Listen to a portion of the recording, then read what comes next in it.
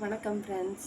இந்த வீடியோவில் நம்ம என்ன பார்க்க போகிறோம்னு பார்த்தீங்கன்னா, இப்போ அலுமினிய பாத்திரம், மண் பாத்திரம், சில்வர் பாத்திரம், பித்தளை பாத்திரம், இதில் எதில் சமைக்கிறது உடம்புக்கு நல்லது, எதில் நமக்கு விலை குறைவு, எதில் சமைத்தால் நோய் வராது, சிலர் அறியாமையில் பேசுகிறாங்க. அதை நான் கிளியர் பண்ணுறதுக்காக தான்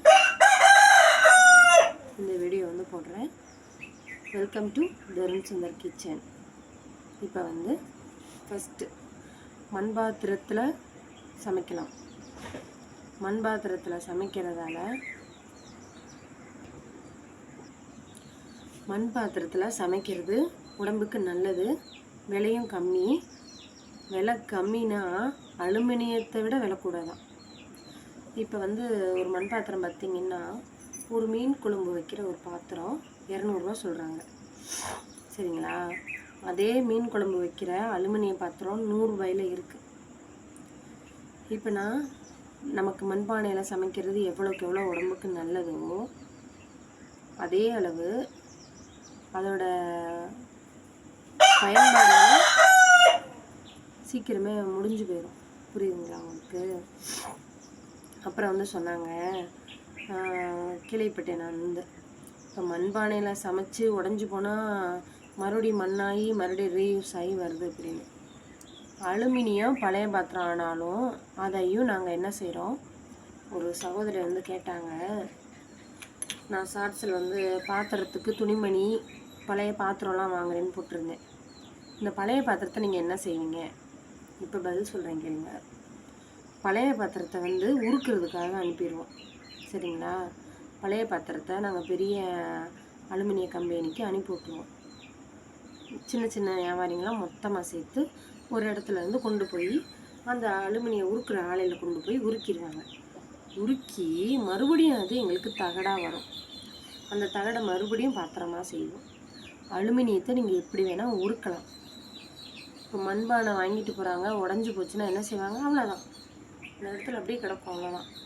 ஆனால் இதுவே உங்கள் வீட்டில் ஒரு அலுமினிய பாத்திரம் ஓட்டையாவோ பழசாவோ போயிருந்தால் நீங்கள் அப்படியே வச்சுருப்பீங்களா?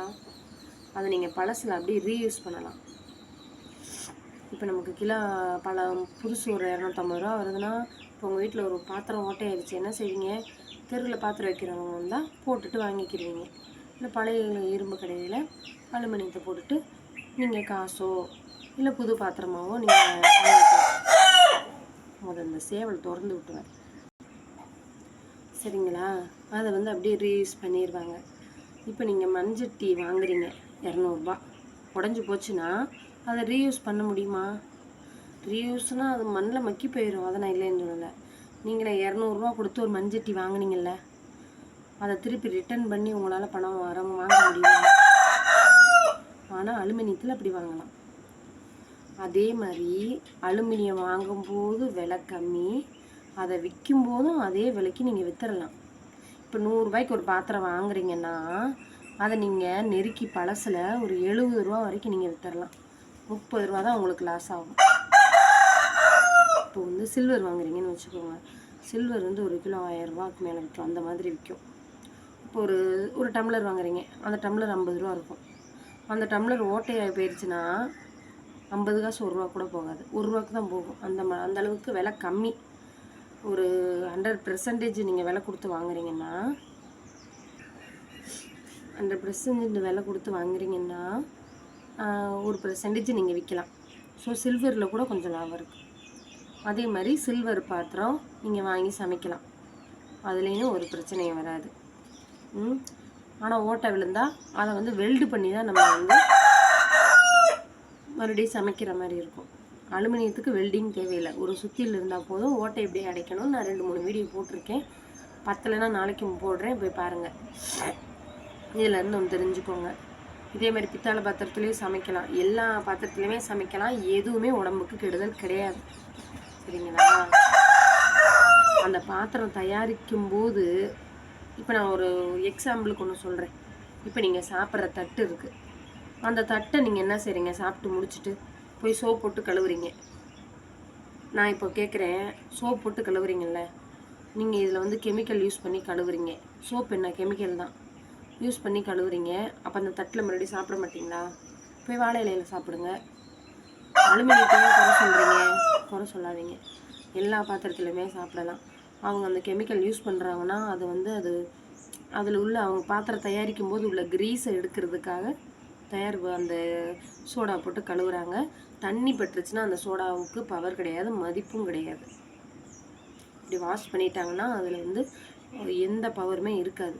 நீங்கள் எந்த கடையில் புது பாத்திரம் வாங்கினாலும் நல்லா சோப் போட்டு கழுவுங்க. உங்கள் வீட்டில் இருக்கக்கூடிய முக்கால்வாசி பாத்திரம் அலுமினிய பாத்திரம் தான். குக்கர்லேருந்து நீங்கள் யூஸ் பண்ணுங்க. அது பேர் என்ன, தவாவா, தவான்னு சொல்லுவாங்கள்ல, என்கிட்ட அதெல்லாம் கிடையாது. எல்லாமே அலுமினியம் தான். அலுமினியங்களுக்கு அந்த பொருளே கிடையாது. நீங்கள் உங்கள் வீட்டில் ஒரு சாமி சிலை வச்சுருக்கீங்களா, அதுலேயும் அலுமினியம் இருக்கும். அது இல்லாமல் கலக்காமல் எதுவுமே பண்ண முடியாது. ஸோ அதனால் எந்த பாத்திரத்தில் வேணாலும் சமைக்கலாம். எந்த பாத்திரம் வாங்கினாலும் நல்லா கழுவிட்டு சமைங்க. அவ்வளோதான். இந்த வீடியோ யூஸ்ஃபுல்லாக இருக்கும்னு நினைக்கிறேன். பிடிச்சிருந்தா லைக் பண்ணுங்கள், ஷேர் பண்ணுங்கள், கமெண்ட் பண்ணுங்கள். இன்னொரு நாள் நம்ம வேறு வீடியோவில் சந்திப்போம். நன்றி, டாட்டா, பை பாய்.